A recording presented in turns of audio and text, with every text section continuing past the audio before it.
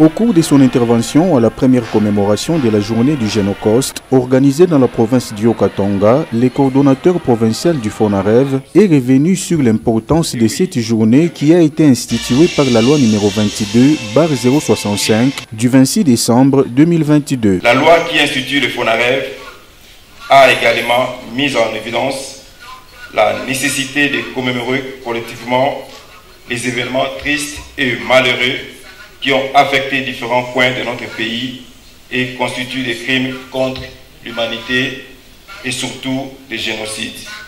Une attention particulière a été marquée sur les multiples missions que mène le FONAREV, entre autres identifier les victimes, les aider à avoir accès à la justice et les indemniser. Au nom du FONAREV, nous réitérons notre engagement en faveur de la mise en œuvre du droit à la réparation, de la procréation et de la centralité des victimes dans l'ensemble des processus de réparation. Nous restons convaincus que de réparations transformatrices et réelles sont possibles. Et avec les victimes, d'où notre formule « plus jamais seul ».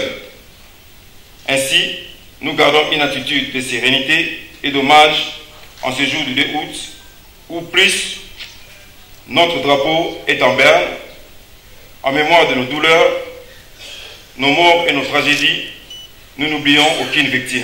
De manière générale, le FONAREV prend en charge les victimes de violences sexuelles liées au conflit, les victimes de crimes contre la paix et sécurité de l'humanité et les victimes de tortures et de tout dommage ayant entraîné ou non une invalidité en temps de conflit. En cette journée nationale commémorative du Génocoste, le FONAREV au Katanga était représenté par une grande délégation.